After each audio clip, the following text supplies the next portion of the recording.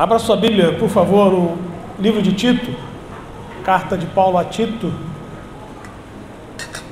no capítulo 2.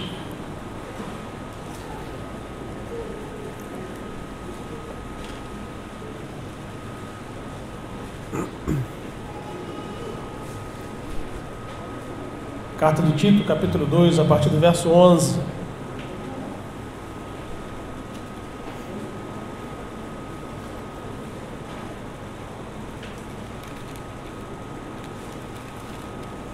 Se você achou Hebreus, é só voltar um pouquinho que você vai achar. Depois de Timóteo. Amém? Achamos? Misericórdia.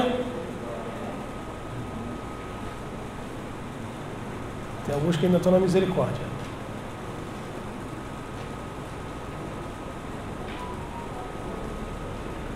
Amém?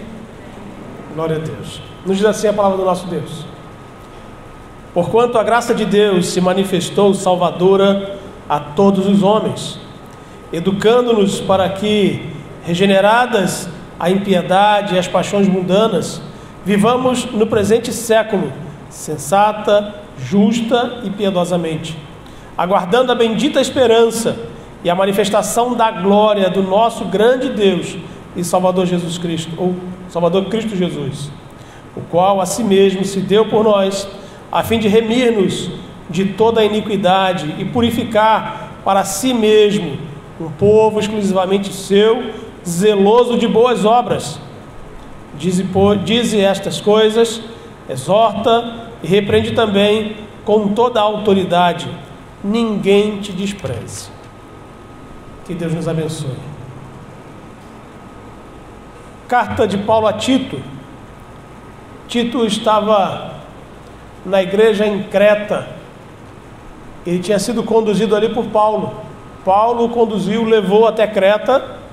E Paulo, assim como ele chama Timóteo de filho na fé, ele também chama Tito de filho na fé. Ele deixa Tito ali para que ele pudesse resolver alguns problemas, mas não só resolver alguns problemas, mas para pastorear a igreja que estava em Creta. Tito tinha uma incumbência muito grande, que era de promover e reafirmar os objetivos da fé cristã ali naquele lugar. E também Tito tinha a incumbência de escolher pessoas que pudessem estar juntamente com ele pastoreando a igreja em Creta. Paulo dá essa incumbência a ele, dá essa obrigação a ele, para que ele pudesse estar trabalhando nesse sentido na igreja. Paulo também relembra a Tito sobre os importantes aspectos do Evangelho. A primeira importância do Evangelho foi o texto que nós lemos, no capítulo 2, versículo 11 até o versículo 15, que explica a necessária relevância da graça salvadora de Deus no comportamento do cristão, ou para o comportamento cristão. A segunda importância, ela está no capítulo 3, versículo 3 a 7. Ele apresenta um testemunho humilde sobre o que Deus fizera em sua própria vida por intermédio de Jesus, e que também pode fazer na vida do mais vil cretense, morador de Creta, que vier a confiar em Jesus. Não é diferente em nós hoje, a palavra de Deus. Nós podemos ser o mais vil pecador, mas se a palavra de Deus adentrar no nosso coração, a nossa vida se transforma. Paulo chama a atenção de Tito para o texto agora que nós lemos no capítulo 2, versículo 11, a respeito da graça salvadora de Deus. Para que Tito jamais esquecesse também de ensinar. Não se esqueça de anunciar, não se esqueça de ensinar isso.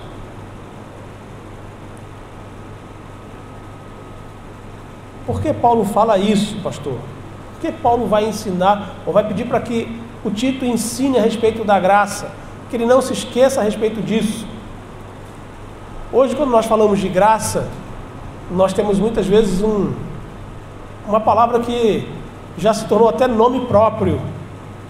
Algumas mulheres têm graça no seu nome, ou o próprio nome dela é graça. Então a palavra perdeu o sentido real para nós, ocidentais, brasileiros. Mas quando Paulo falava graça e Tito observava isso, Tito pensava o seguinte: o que é graça é um favor imerecido, que Deus concede ao mais vil pecador, aos homens. Então toda vez que Paulo fala assim, olha, a graça de Deus se manifestou salvadora aos homens, Paulo está dizendo assim, olha, Deus, por um favor imerecido, concede aos homens a salvação. Isso tem que ser explicado, falado, orientado a todo mundo o tempo inteiro. Não se esqueça de orientar isso e falar isso. Graça é um favor imerecido.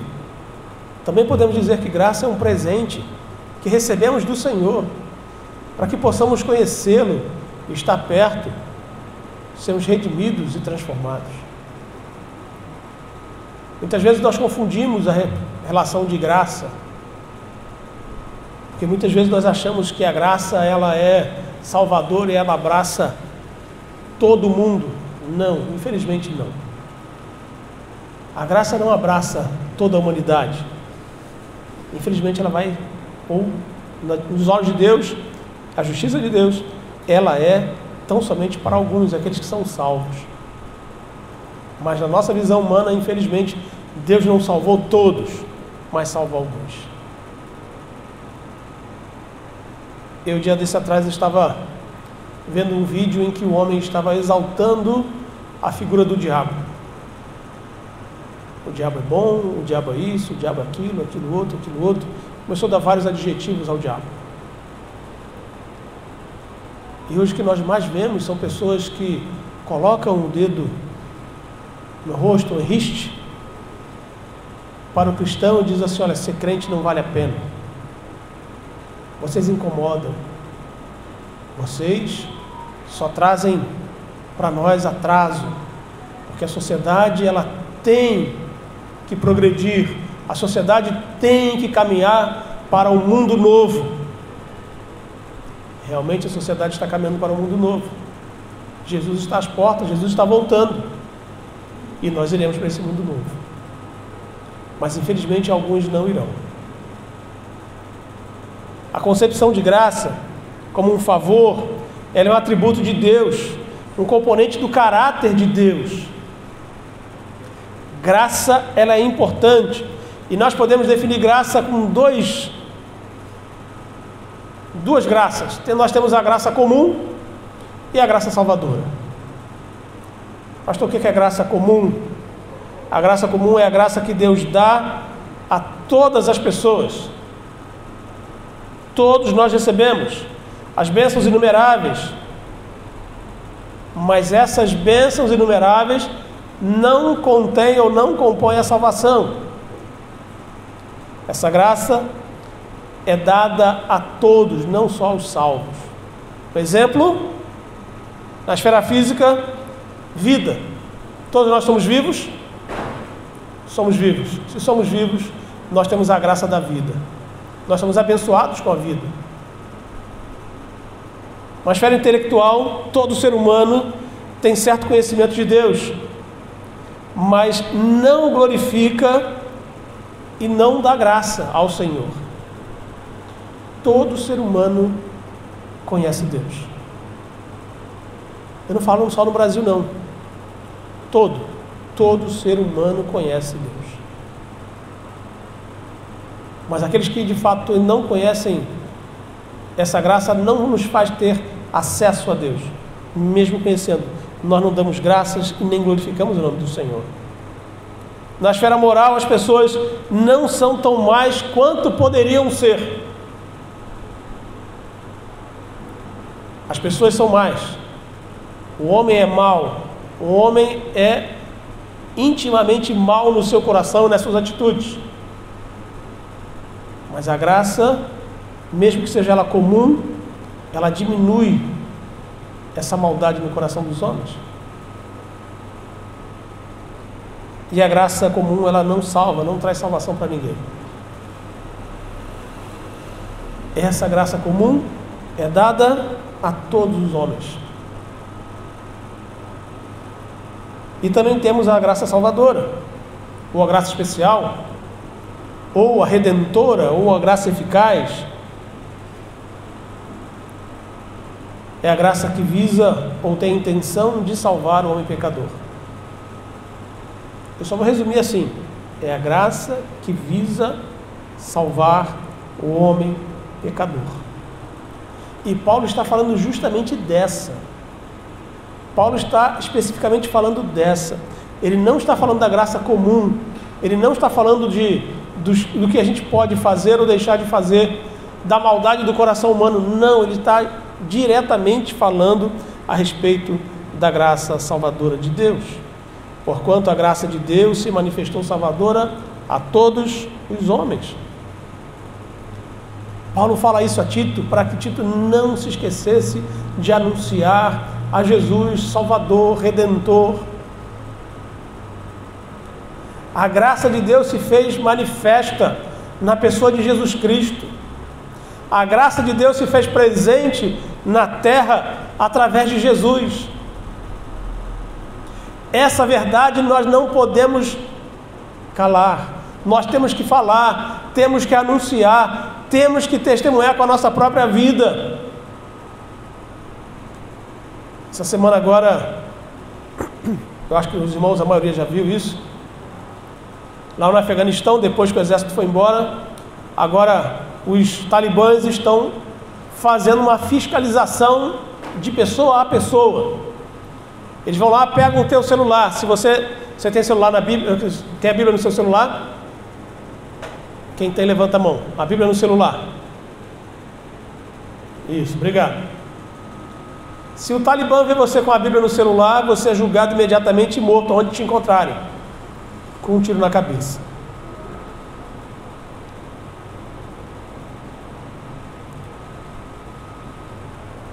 A missão brasileira aqui da IPB, que estava lá no Afeganistão, é da APMT, o pastor, o diretor aqui, já fez contato com os missionários lá e pediu que eles viessem embora ou saíssem do Afeganistão para qualquer outro país o quanto antes, enquanto ainda tivesse soldados americanos lá, justamente para evitar qualquer constrangimento e qualquer situação difícil, porque eles não admitem a Bíblia. A Bíblia para eles é uma ofensa a Alá e uma ofensa a Maomé. Então eles tiram a vida, matam. É melhor matar do que deixar preso, porque se te levar preso você pode fazer com que alguns lá também se convertam, então eles acabam logo com o problema.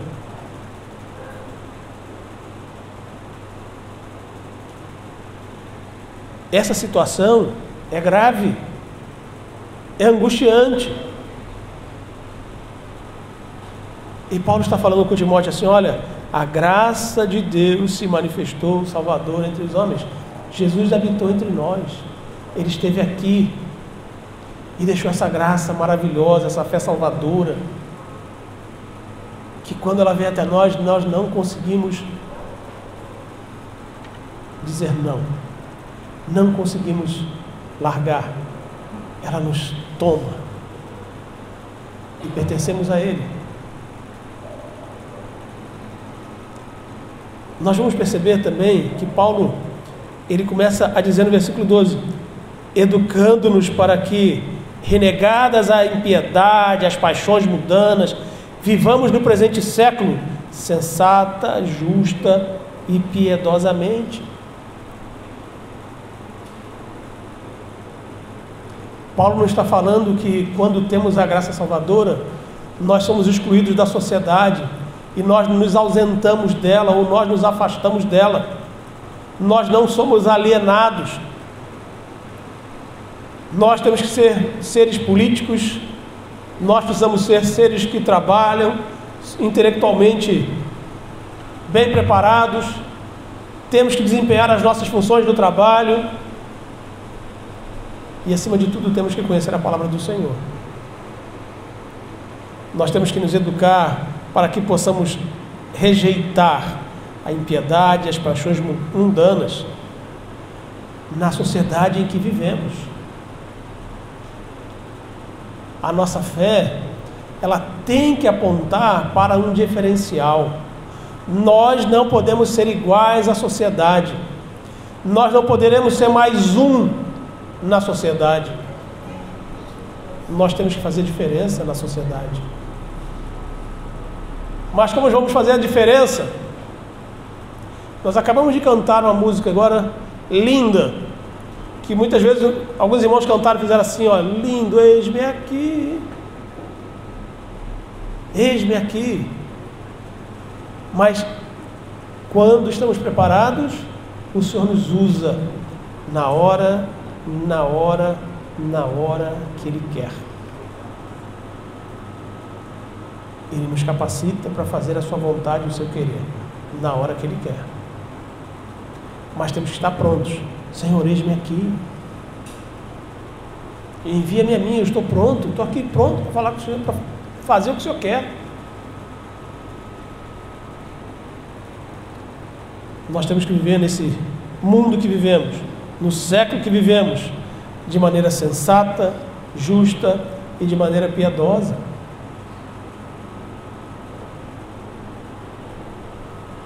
Viver de maneira piedosa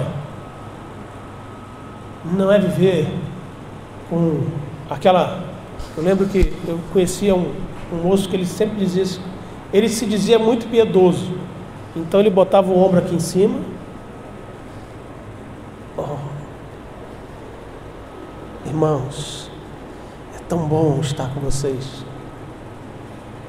Oh, homem piedoso, ali, só ali, porque quando ele dizia, largava o microfone, oh, homem ruim, que você não dizia que ele era crente. Ser piedoso não só na aparência, mas ser piedoso também no seu coração, na sua vida. Ser piedoso é você estender a mão àquele que precisa.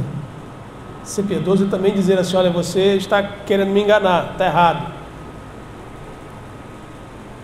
É você saber discernir o bem do mal. Paulo está dizendo isso para Tito. Olha, precisamos enxergar e entender que a graça de Deus se manifestou salvadora. Jesus veio ao mundo. E isso nós não podemos deixar de anunciar. Temos que nos educar o tempo inteiro para que possamos largar a impiedade e as paixões mundanas. O mundo que nós vivemos, nós estamos cercados disso. Mas precisamos viver de maneira sensata, justa e piedosa. Ele continua: aguardando a bendita esperança e a manifestação da glória do nosso grande Deus e Salvador Jesus Cristo.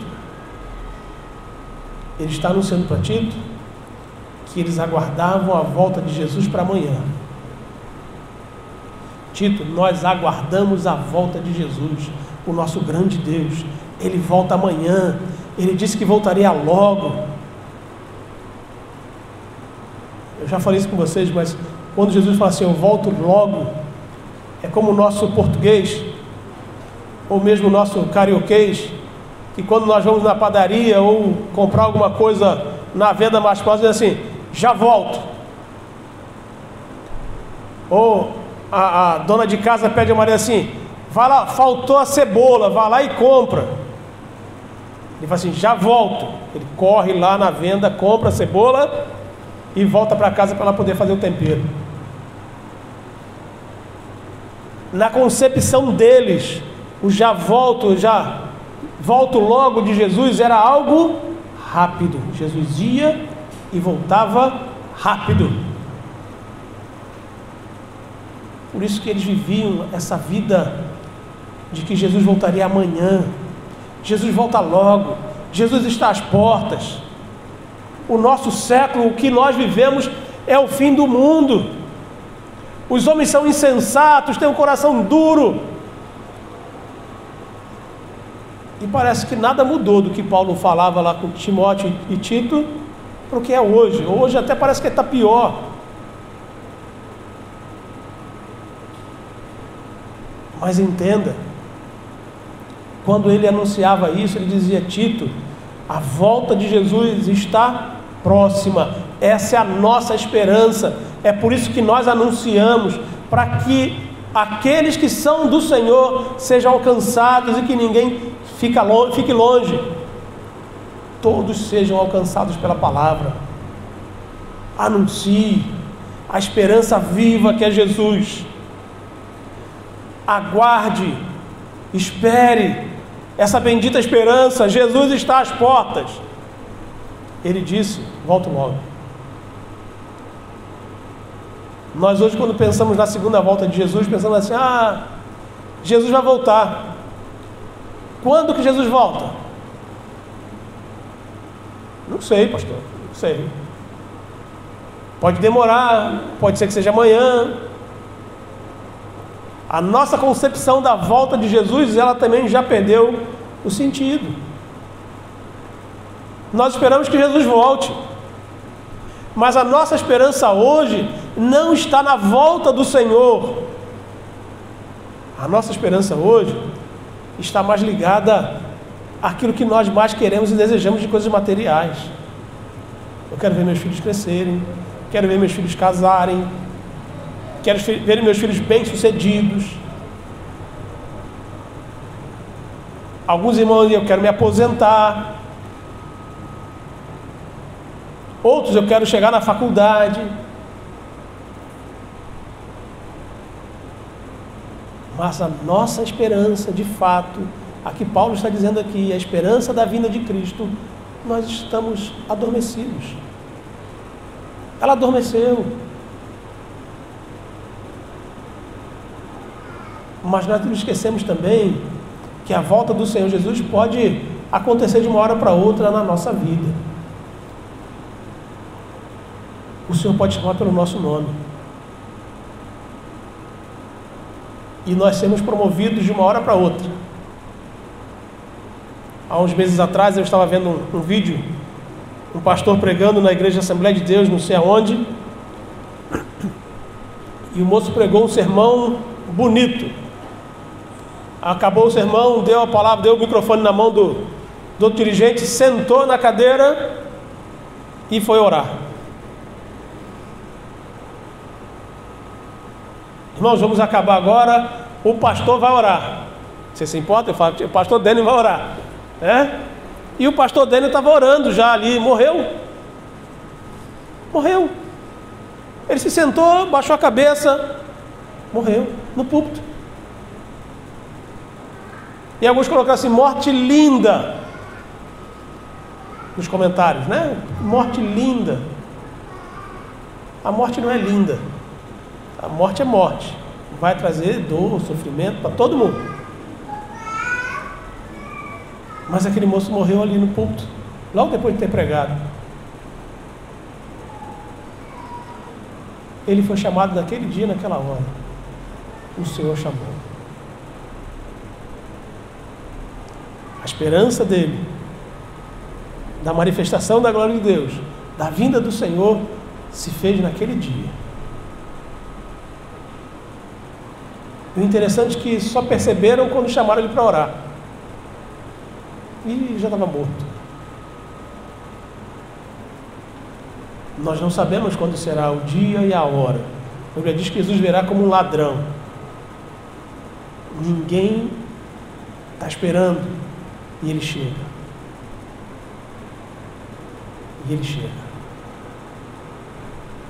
A nossa esperança tem que estar o tempo inteiro viva. Nós temos que estar alertas. A vinda do Senhor, ela é verdadeira e ela se faz presente todos os dias. E a Bíblia diz que todo olho verá. Todos que passaram nessa terra, todos os seres humanos que passaram nessa terra, o dia da volta de Jesus, ele verá a vinda do Senhor Jesus. A Bíblia diz que aquele que a terra comeu, vai trazer. Aquele que o fogo comeu, o fogo vai devolver. Aquele que morreu no mar, na água e está sumido, vai voltar.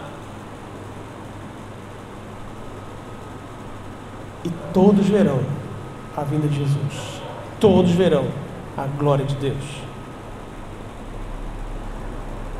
Paulo está dizendo a Tito, a graça de Deus se manifestou em Jesus e nós esperamos essa bendita esperança, a manifestação do Senhor na vinda dele, ou na segunda vinda dele.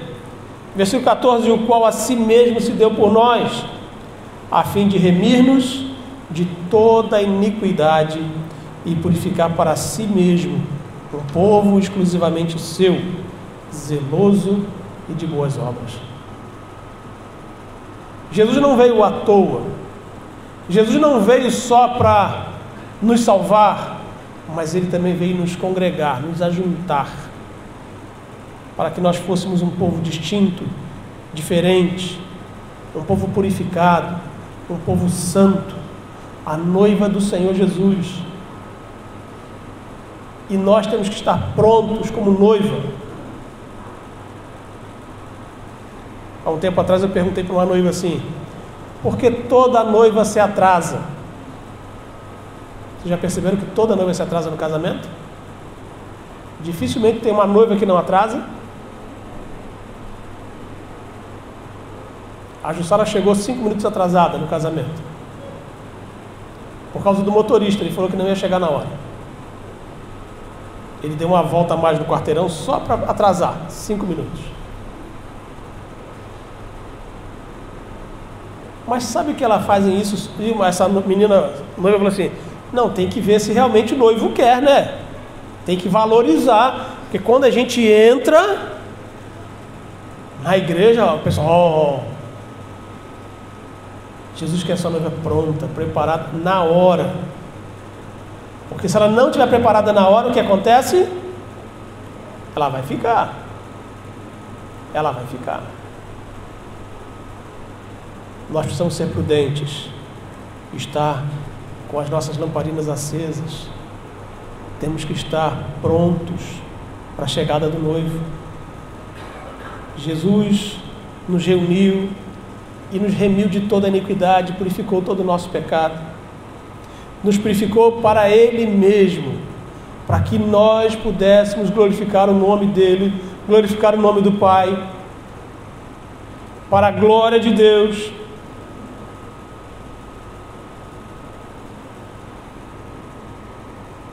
E preparou exclusivamente para Ele, nós, um povo separado, que tem que ter zelo pelo Senhor e que tem que fazer boas obras. Entenda, boa obra não salva ninguém. Se você é salvo, você faz as boas obras. Eu faço as boas obras porque o Senhor me transformou, então eu ajo bem. Eu não ajo bem para ser salvo, de maneira alguma. Eu não sou piedoso porque eu quero, eu sou piedoso porque o Senhor me fez fiel a Ele. Eu não sou bom, eu sou mau, eu sou ruim, mas o Senhor transformou o meu coração, a minha vida. E o amor de Deus está no meu coração. Por isso que eu ajo, por isso que eu faço o bem. Não por mim mesmo, mas para o Senhor e pelo Senhor.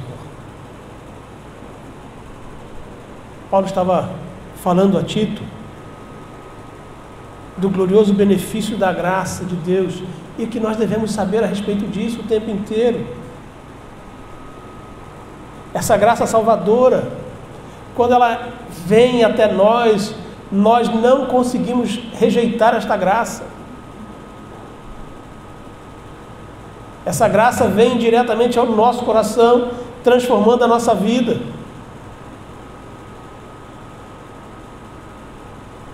O livro de Efésios, no capítulo 2, diz que nós estávamos mortos em nossos delitos e pecados, mas o Espírito Santo vem e nos dá vida através da graça salvadora de Deus. Agora já não estamos mais mortos, agora estamos vivos. Podemos abrir os nossos olhos e entender de fato quem é Jesus, de fato quem é Deus. Não mérito nosso, nenhum mérito nosso, mas o mérito é do Senhor. E isso traz ao nosso coração a alegria, isso traz ao nosso coração o entusiasmo de anunciar a Jesus a todos aqueles que nós conhecemos que não conhecem a Jesus. Eu sempre falo a respeito de um brinquedo novo da criança. Quando a criança ganha um brinquedo novo e ela gosta daquele brinquedo, ela quer mostrar para todo mundo que ela ganhou o brinquedo, seja qual for o brinquedo. Uma vez eu dei um brinquedo para uma criança, R$1,99, foi o único que eu tinha achado. Eu comprei R$1,99 e dei de presente, para não deixar de levar nada, eu levei.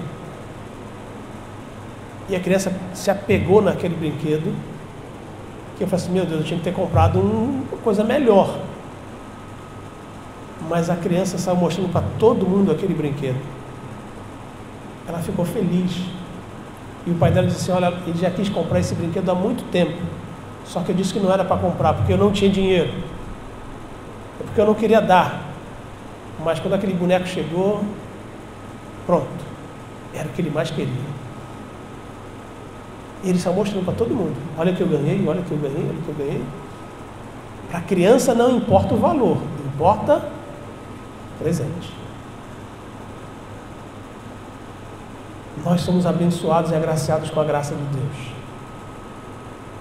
Qual é o valor da graça? Qual é o valor da salvação? Imensurável. Não tem valor. A Bíblia vai dizer que Jesus pagou o preço. O preço foi a vida dele. Jesus morreu, mas ressuscitou ao terceiro dia. Ele está vivo, assentado à destra de Deus. E nós aguardamos na esperança da volta do Rei Jesus, para herdarmos juntamente com Ele os céus e tomarmos o nosso lugar lá no céu, porque Ele disse que ia preparar para nós lugar. Mas nós não podemos esquecer que essa graça nos foi dada de graça. O preço foi alto, mas nós tivemos o privilégio de receber esta graça, esse presente, que nós não conseguimos mensurar o valor, ou mensurar o valor, mas sabemos que é algo muito valioso, porque Deus olhou para nós e viu em nós um valor que nós não temos. Nós precisamos entender, irmãos, o tempo inteiro, que o Senhor, ao olhar para nós, nos deu a salvação. E agora a nossa vida tem que ser diferenciada do mundo. Nós temos que ser pessoas diferentes.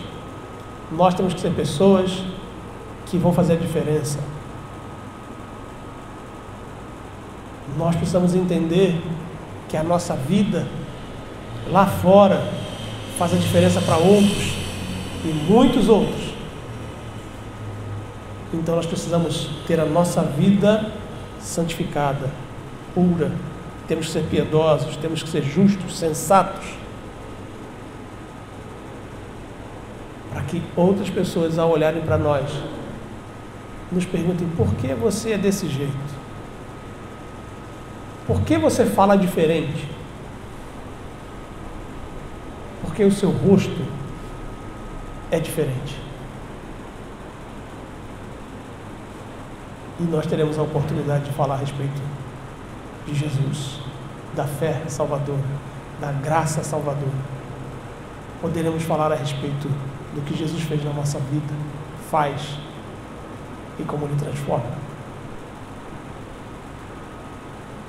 Paulo estava dizendo a Tito, a fé, a graça do Senhor se manifestou, o Salvador entre nós. Jesus habitou entre nós.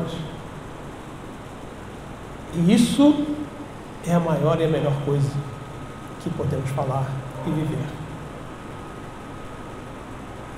Essa fé nós temos. Essa graça nós recebemos. Fomos transformados. Fomos mudados pelo Senhor. Para a glória exclusiva de Deus. Agora basta nós, como cantamos, ou como diz a canção, eis-me aqui, Senhor, eis-me aqui. Para que nós sejamos homens e mulheres usados nas mãos do Senhor. Eu falei do Afeganistão, mas há muitos cristãos que moram lá e não vão sair de lá. Há muita gente que não vai abandonar o Afeganistão. Eles vão preferir apagar a Bíblia, não ter a Bíblia, mas eles vão anunciar Jesus de boca a boca, de pessoa a pessoa. Eu li no jornal o Globo, se não me engano, eu falei de São Paulo, que o que os talibãs querem é exterminar o cristianismo lá no Afeganistão. Eles querem acabar com o cristianismo no Afeganistão.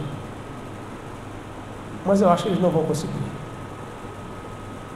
Vão matar algumas pessoas, vão matar muita gente. Mas ainda assim, a Igreja de Cristo estará lá, anunciando a respeito da graça, falando a respeito de Jesus, para transformar estas vidas. Mesmo que eles doem a sua vida, mas a vida deles já não pertence mais a eles, pertence a Jesus.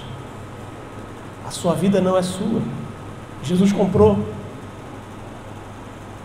A sua vida pertence a Jesus. Nós somos do Senhor Jesus. Você está pronto para dar a sua vida por Jesus? Ou para Jesus, de fato? Nós gostamos de vez em quando de falar, alguns irmãos de vez em quando lembram do grupo Cristo Vive em Mim. Não sou eu quem vivo, mas... Tá ruim, irmãos. Eu estou surdo. A máscara me fez ficar surdo. Eu estou sem máscara, mas eu fiquei bem surdo. Não sou eu quem vivo, Cristo vive em mim. Isso. Mas de fato, se você não está vivo, mas Cristo vive em você, você está disposto de fato de entregar a sua vida nas mãos do Senhor e fazer aquilo que Ele quer? Cumprir a vontade do Senhor? Tito estava em Creta, mas Tito não nasceu em Creta. Ele era de um outro local. Paulo o levou para Creta, para que ali ele continuasse o trabalho de Paulo no ensino da igreja e escolhesse homens anciãos que se tornassem presbíteros para a manutenção da igreja. Você está pronto para fazer o que Jesus quer que você faça? Eis-me aqui, Senhor. Envie-me a mim. Que Deus nos abençoe. A graça salvadora se manifestou em Jesus.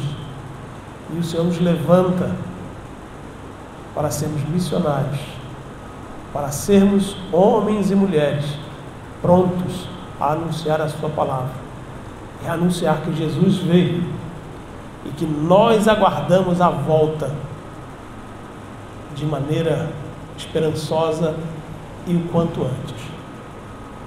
Mas, enquanto Jesus não vem, nós anunciamos a vinda e a salvação do Senhor.